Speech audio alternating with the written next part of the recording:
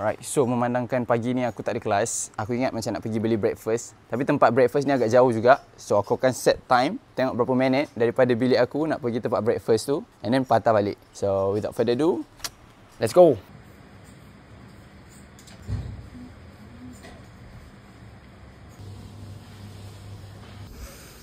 Sedap cuaca pagi ni.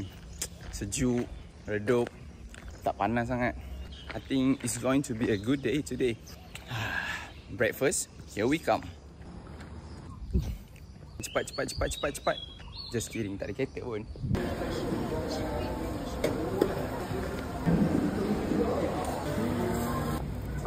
Breakfast secured. Jom balik bilik, makan. Let's go.